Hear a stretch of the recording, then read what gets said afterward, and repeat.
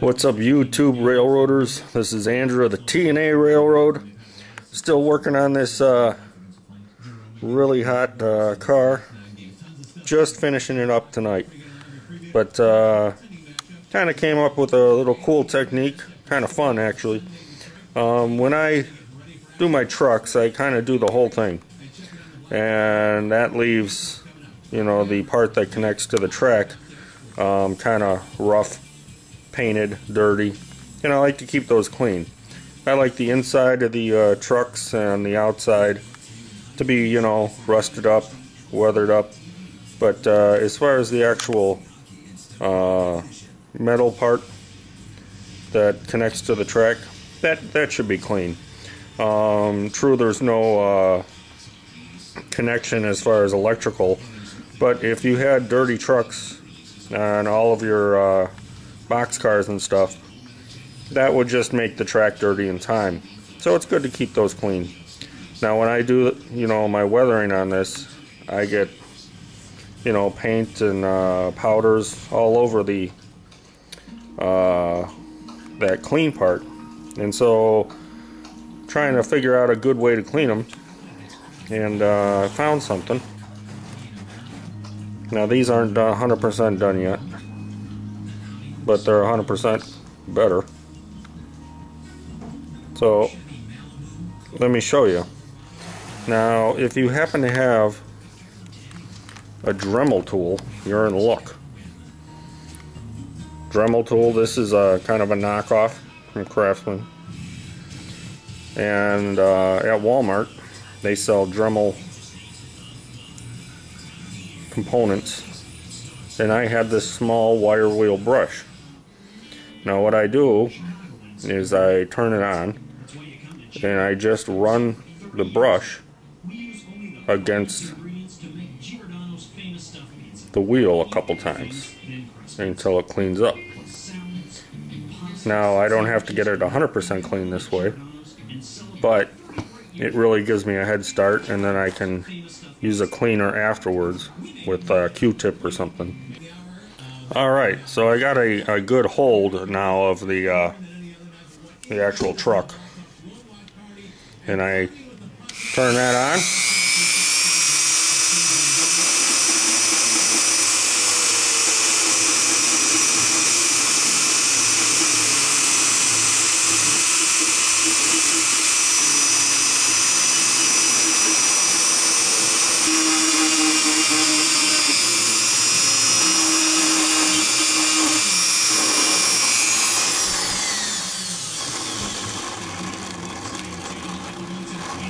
Boom. Now you don't want to go too nuts on it, because you don't want to grind the metal down. You don't want to take away the shape of the wheel. But it gets a lot of it off, and then you're able to clean the rest of it off with a cotton swab and whatever solvent you might use. And here it is, the final model. I did take, remember that hot poker method I showed you in the other video?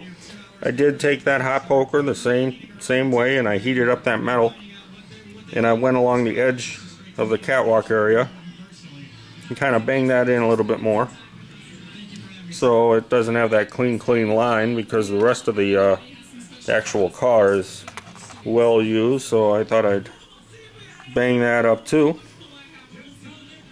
Really looking hot. All rusted out. The thing's looking like it should be retired, and that's what I was going for. There's the other side, looking just as hot, all bubbled up with rust and flaking and falling apart and giving it lots of character. Did the bottom. Seen some miles. As you can see, the only maintained part of the model are the car's actual operating components here. I left those, you know, like they've been maintained, even replaced with some new ones perhaps. Really looking good. And yeah, there she is. So another finished little kit, and this is special birthday present. We're gonna get this in the mail. Gonna give him a big surprise and make him laugh, and hopefully he'll like it a lot. That's really looking good. Weathered up the trucks a bit more.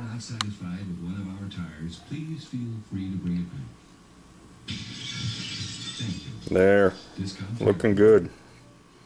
Just finished it. So we're gonna go ahead, clean up the trucks a little bit more, and get this sucker in the mail for the birthday boy. Let me show you another one I got going. Here's a CP rail that I've also started. This was my first little endeavor as far as finding a picture on the internet of a boxcar. I wasn't able to find the exact boxcar, but I was able to find one similar, and I'll show you that. Here's a photo I had. I believe the graffiti work says Crash, C-R-A-S, and I think that's an H at the back end. Crash. There was some cool weathered, lighter panels, and this isn't exactly like the one I had, but I used it. As you can see, the CP rail black on my model, it's white. And I've never actually weathered a model off of a picture, so this was a first, and there's a lot of mistakes. My car's a lot darker. I should fade it, but I am going to fade it one more time, so maybe that'll lighten it up. But really tried on the graffiti. This would be my second attempt at graffiti, and to do it off of a drawing is kind of a challenge for me, but I did my best. Here's what I had. Crash. I even put the mixed up. Tried to put it in the right location. In the drawing, it's there. And at the end of it, there's some smaller white spray paint graffiti. And I did go ahead and put that on the model also. Also, looking it over, next to the one information panel there seemed to be like a spray painted black box. Well, that wasn't on my model, so I went ahead and put it on there. So I'm going to try and lighten it up. I did some video of me doing the graffiti, so I thought I'll share that with you in another video. But it's coming along. Another good model. This one I think I'm going to be keeping for myself.